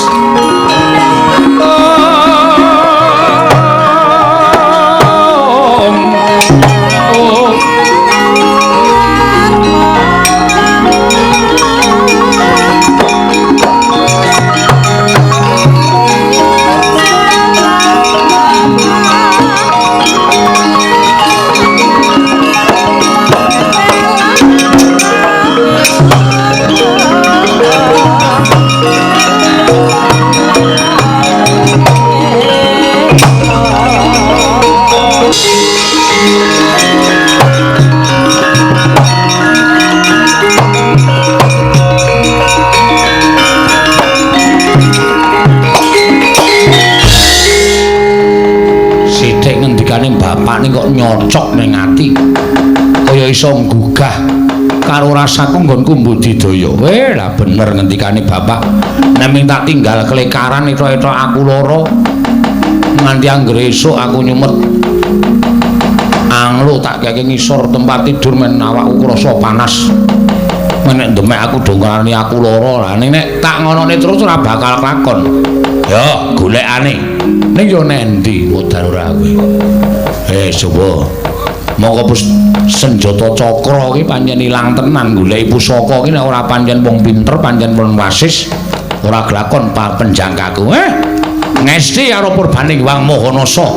Purbaning Dewa nek pancen Petruk dadi jodoh dhawuhing Kurantawati mesti dewa ngewangi karo Panakawan.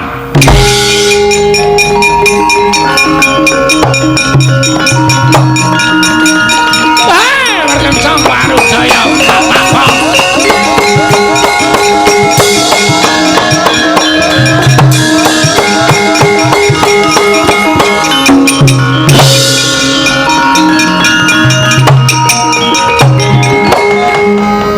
Mangkah anggro sesumbar lindhu bumi gunjing kumaluduk guntur ketubar kencang waru jayang mak pong buk bolong kali cuti yang menyengawi Petruk ibu ulun rada ya ulun ingkang merapta ning jana loka ulun ngerti sambat kita kan kita kepengin nagih janji kawan nata Indrawati kapireng dening Purbaning Wang Mahanasa ya Sang Hyang Manikmaya tumulin uding lan panjenengan ulun minangka duta supaya merepi kalan jeneng kita kula Petruk Kantong Bolong matur sembah nuwun ulun ya Ruhanira Petruk yen ta ulun mrapta ning jagat iki sayekti bakal paring pitulungan kelawan jeneng kita. Pitulungan menapa ulun? Kita bakal ulun paringi pusaka. Ngaran Parisuli. Suli bambu. Ora sembrono. Parisuli iki pusaka. Iki dadi sarana kita nggone bakal ketemu karo senjata cakra. Jaranipun nek wis ulun paringi parisuli iki mlaku mangidul bener aja menggok, aja nganti kita tumoleh. Terus ngidul terus. Wih lah, tekan Parangkusuma iki lho. Wes. Ora sembrono kita iki syarat. Oh nggih, matur nuwun kaparingana bilun. Ya, Petruk Kantong Bolong.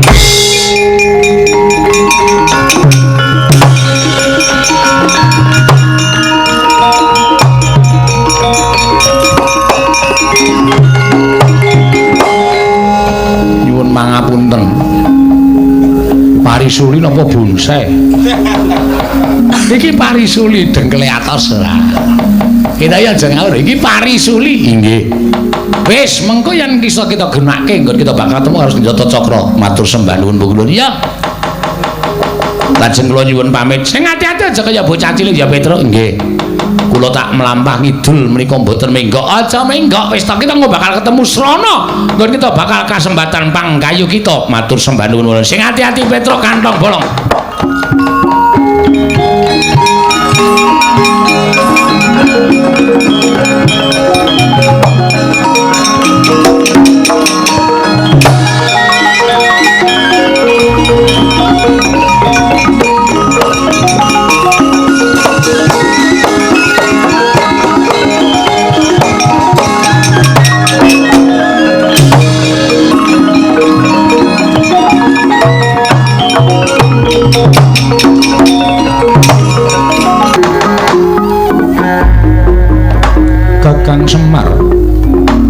tiwas kepara kebeneran dene Kakang Semar rawuh ana ing negara Ngamarta.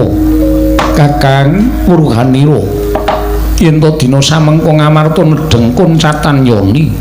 Ya Dipol. Mula wektu dina iki gandeng kowe minangka dadi pamomonging para Pandhawa. Mara kangge padhangna penggali mbarep kakangku sarta kahanan negara ing Ngamarta. Enten apa to, Gus? Kekilapan apa Kakang Semar teka dadak dangu marang Puntadewa? Mangkir miyen kula niku namung abdi, kula niku namung batur. Kula mboten damang, kula mboten dong. Sing dikersake sinuwun Punta menika menapa? Kakang Semar dadi Purhanira Kakang yen to Ngamarta koncatan pustaka Jamus mihang jimat kelima sada Kakang. Sarating pandam sumula amadangi jroning pasarean ngenangi wadana katon remu-remu kalingan ngangrengeng sang Dyah Manahengkung ing praptaning kinunah nala garing dumujug tanpa larapan.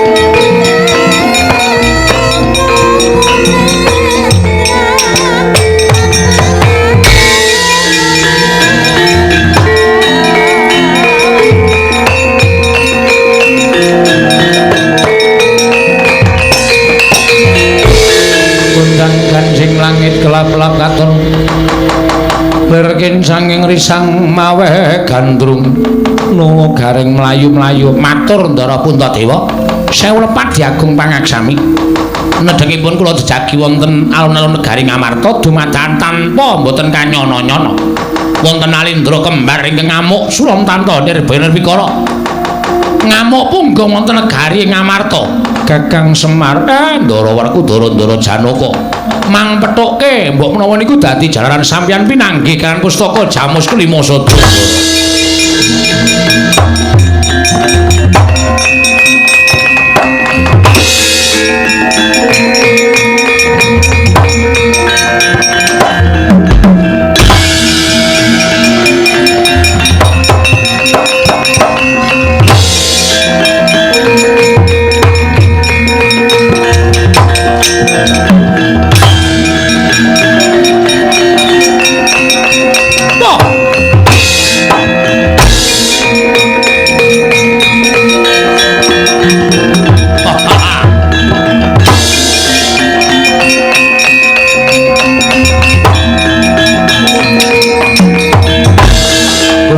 Ganjing langit kelap-lapaton berkin sanging risang mawe gandrung Yayi Jaya Sudirga Kakang Jaya Lengkara miturut kabar sarta warsitaning dewa ingkang tak tampa Panakawan ingkang kudu dadi tumbal mau sayekti mapan ing negara Ngamarta iki wis tekan papan pernahing negara Ngamarta ora padha duduhe diamuk wae Kakang. Ayo Yayi Jaya Sudirga. Wah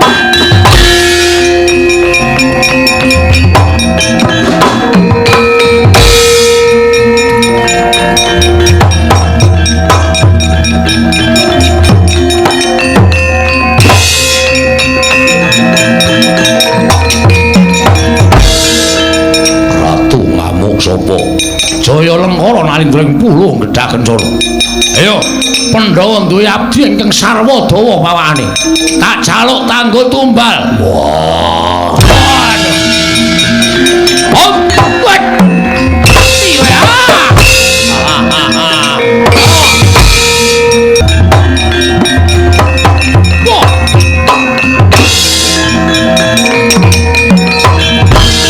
Satrio bagus Panengah Pandhawa Raden Janaka sapa Jaya Sudirga jaluk abdi Ngamarta ing pawane sarwa dawa ora bakal tawenake lakon tinjung akhirat.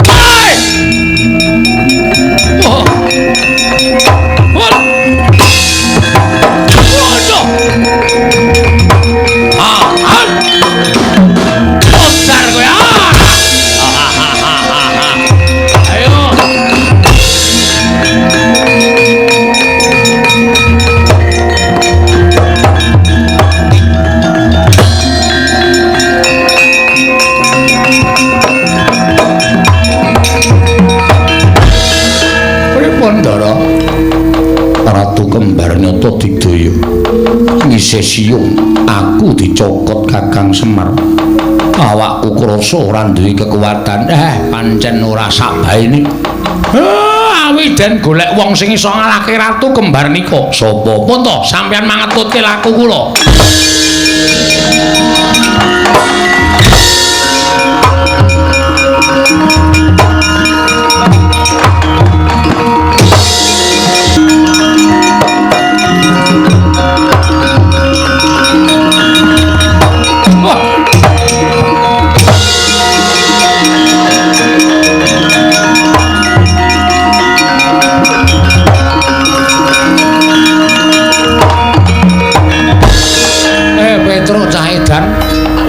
Mau ora takon mlaku ngidul to. Aku ngalor sik ya, Pak. Kok ketemu nang kene? Lah ya ora ngerti kaya mbok menawa keparenging dewa ngono. Piye lakumu? Ketemu pukulun Bathara ketemu Narada? Heeh. Terus diparingi pusaka. Mbuh pusaka iki gunane nggo ngopo? Kowe diparingi pusaka karo dewa. Pak. Pusaka kuwi gage gunakno Petruk. Iki eneng pigunane. Pigunane apa? Ngamarta di amuk ratu kembar loro. Pusaka kuwi mbok menawa iso ngasorake ratu kembar loro kae. Pengesune, Pak.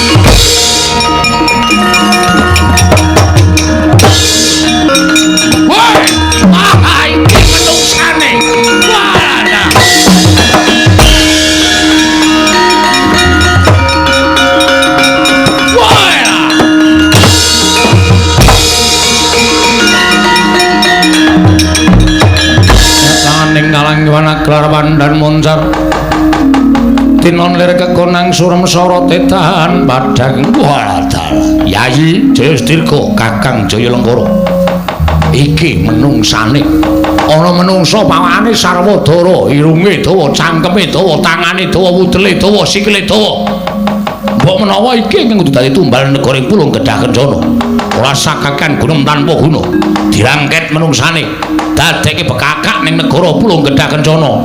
Mangke riyen. Mang bekakak Petruk. Ning carane sapi dijagal sik, Mas. Ora mung waton dicekel, teke sapa dicekel?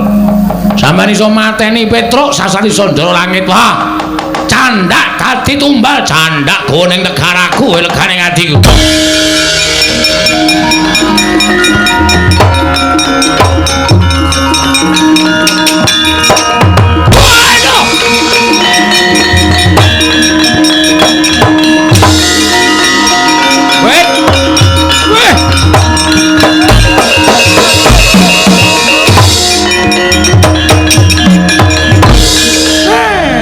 Jebul maringi dalan karo aku. Mir. Semir. Reneo.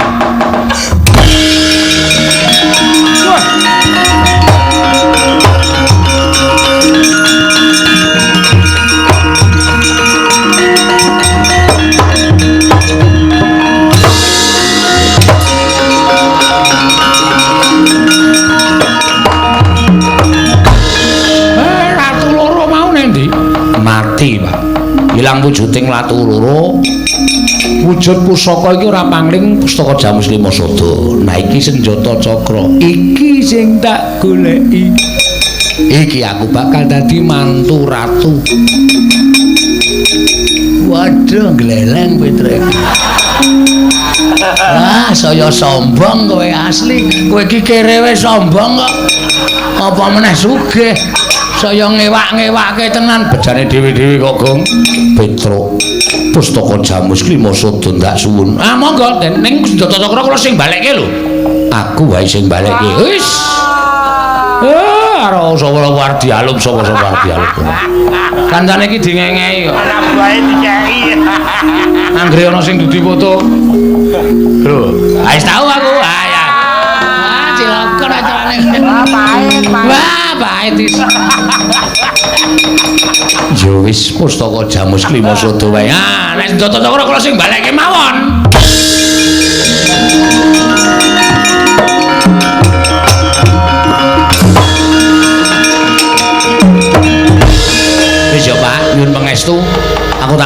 Jatacakra ning negara Ndarawati. Pancen cah ki nek ketrima ya ngono. Pengen rabi anak ratu kok kelakon. Wah, jan gleleng. Terus aku adimu lho, Tru. Nduk ngopo? Aku ya ning mlebu metu Ndarawati ya bakale bebas wong kuwi adimu aku keluargamu. Ora iso. Aku nek dadi mantune Ndara Kresna pangkatku tumenggung. Wah, idia-idia. Tak kongkan-kongkon. Ora masalah nek susuke tak pek. Anggepe apa aku? Anjur susuke dipes mongko akeh susuke karo ning tuku. Anggepe sak penake dhewe. Wis ya panyun pangestu. Aku melu Petro.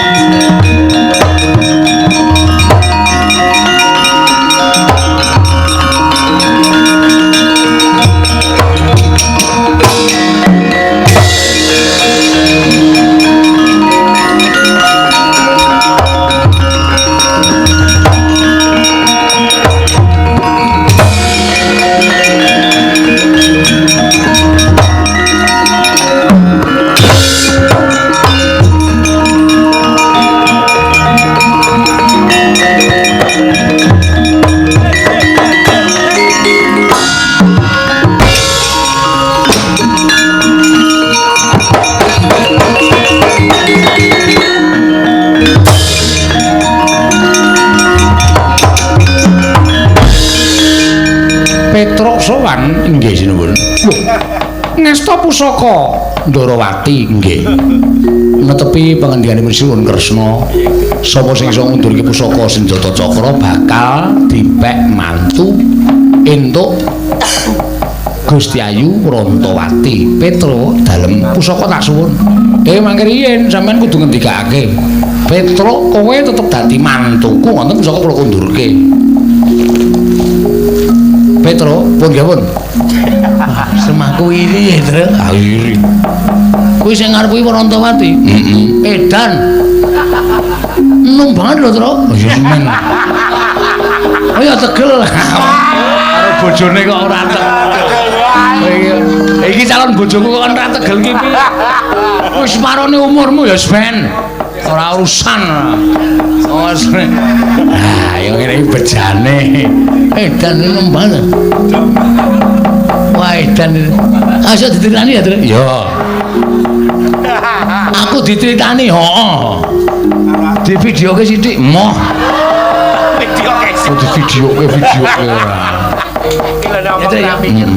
Moh ora rasa warna-warna ora. Ya aku turu nggonamu. Aku turu kene kok. Oh iya, Dik. Waduh cilaka aku. Wis kene Petro kene. Ngendika riyen, "Iya ya Petro kowe tetep dadi mantuku." Lah rak ngaten. Monggo.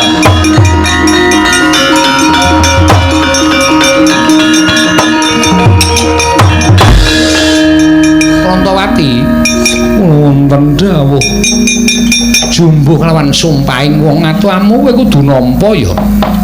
Bojomu Petro mboten menapa-menapa Rama. Kula pikantuk Kilurah Petruk menika rumaos kula malah memanjang dhateng umur kula sebabe Kilurah Petruk menika gampil ngecul tur yo seneng tetembangan mesti wae ning ati ayem. Kilurah Kang wetengku dicekeli Kang. Rasane piye, Tru? Wis ngene urung.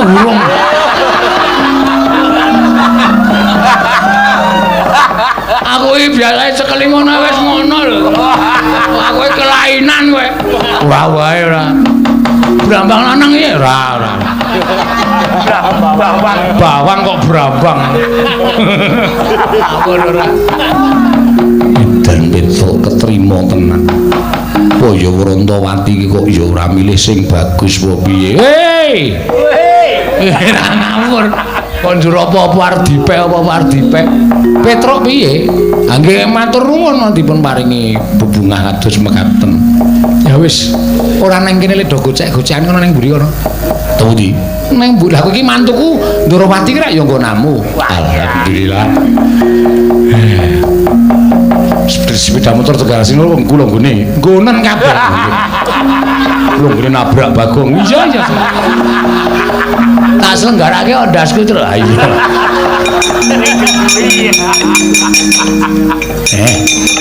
Diajeng kula wonten dawuh ki lurah. Kowe menurut kowe Kang? Heeh. Saka ngendi sik? Iki lho pasuryane ayu kabeh, rambute janges ireng, alise kandel, wah irunge mancung, lambene apik kayak kene iki.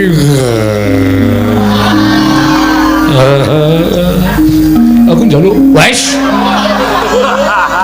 Tuwekan ora. Monggo Ki Lurah mancing wonten ing Taman Pintar. Mboten. Mancing wonten ing Taman Sari.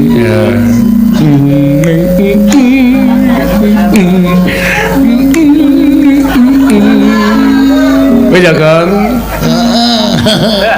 Direkamke suarane terus. Marane kok direkam ora. Wedian. Tese gak ada putri Ora. Nek kirek wedok duwe. Niku mang jodoke biawak mburi sampean kowe Dasmu kuwi. Amplong mencelat. Mung ditawani kirek. Ya wis kudu nrimo, Angke bejane dhewe-dhewe kok ya. Kowe ngopo Gong usul iki? Delok kanan ndoro Ah ora iso kowe iki abdi kok. aku adimu lho Truk kulawarga. Keluarga. Nggih to nggih. Truk lel ngrungake iki ora nggo sikil. Kok sombong banget kok kowe? Nggih aku arep dahar. Dan iki ingkang semene iki nggo kowe. Menika kagem Ki Lurah Petruk sedaya. Waduh, aku ceker terus. Moh. Meng ceker. Emoh. Duduh. Moh ora entuk. Engko wae nek sakon bamaem nek gari balung krokotono. Nang isor kursi ngono kuwi ling rokoti ya. Iya. Semangkean tenan Truk kowe. Bagong tangane. Kuwi cangkire sapa? Kae cangkire sapa diajeng? Menika cangkir panjenengan kagem unjukan panjenengan. Lah, krungu ora? Kono kowe ngombe. Ledeng kan. Tenan. Iki kamar sapa ya? Kamarku. Waduh. Gong ora nggo nglekar ngono kuwi tak. Nyoba kasur aku. Oh kasure jeneng ora usah dadak obah. Kuwi obah pisan kentul. Saking apike kaya. Nyanyi Prabu Ndorowati.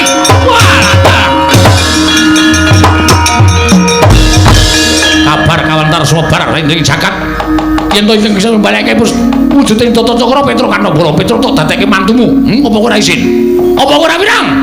Petruk iki gedibal 17 wong elek nyala mripat. Petruk iki mung batur. Ngatasi Ratu Ndorowati kok duwe mantu batur ya piye? Aku ora trimo. Wrontowati tak jaluk tak dawuh karo Semana Mandra Kumara. Ora tak wenehke. Aku ngamuk ning negara Ndorowati. Minggiro jangkae. Ayo, wani mboten? Aja mungsuh kula menika wong ringkih. Kula menika apawakane kemawon kawon kaliyan Paduka Prabu. Ning ana sing wangi Kresna. Perkudara sagu to? Sagu. Kon muni-muni wae suwae cangkeme. Ayo saiki Sawa iki gawe rame. ganggu kakangku Petruk. Ganggu ya men. Wae lah. Waduh Petruk. Wong ora wani kok bengak-bengok ora. Mudhar kowe. Apamu kapan? Tiba saka lemari aku. Lah kowe iki arep ngopo? Arep nginjen. Anje-anje lemari malah geblak. Aduh. Sirahku lara truk iku kudu dibaringke, baringke njoben ngono. Arep baringke ning kamarku ora. Truk, ben. Ora. Truk. Edan kowe iki ketegelen, Truk. Ki lurang. Mulih. Sanane ngomah. Ben. Nemeng tuwae ngomah ana. Wis men luweh. Sanane ngomah. Menawi kok ora Badhe duka mengsaipun kula, samenika ngaten kemawon. Ora sandhakaken gunung tanpa guna. Wong Petruk menika ya abdi kula. Upama kula menika ndadekke mantu Petruk padha karo kula menika ngangkat derajate Petruk apa ala apa ora prayoga. Ning aku diutus dening Prabu Duryudana kon ndhapke Lesmana Mandra Kumana. Perkara kelakon lan boten menika monggo. Wong nyatane panjenengan ora iso ngaturake senjata cakra kok arep dhawuh karo sapa? Dhawuh karo sapenake dhewe ndur. Apa-apa kudu menang, apa-apa kudu menang. Larai njaba. Kusik Werkudara, kusik. Sabar. Serete. Wong gerang gawe kisra, gawe geger.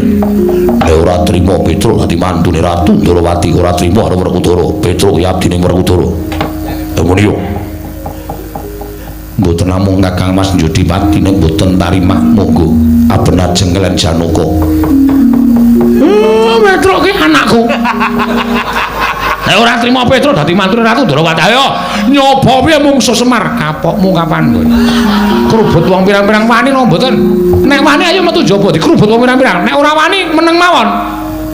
Ya wis.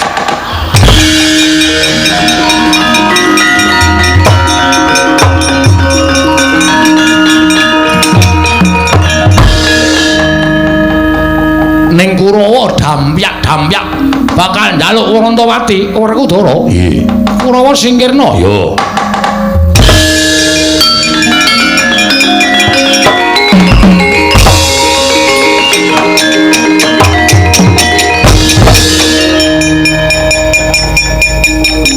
Wis rampung Kurawa. Wis Bagong. Wis krungu saka kene dogjlek dadi gajuli. Bubar kabeh delon ora percaya.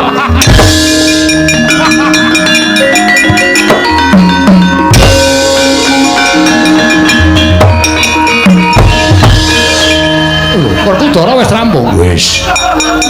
Dursasana tak candhak tak tendang. Kartomarma tak candhak tak buang. Surtayu tak tendang kontal. Citraksa citrake tak dukumbu. Ngandel ora. Cerdas ki cekat-ceket. Wis resik. Wis ora ana sing bakal ganggu gawe. Wis tok sifat barat. Wis. Ya syukur nek kaya ngono Werkudara. Monggo samiya mamayu. Mangayu bagya nipun anak kula Wantawati lan Petruk sampun kelampahan dhawuh. Ya muga-muga lestari widodari ring sambikala slamet sak kabehe Kresna.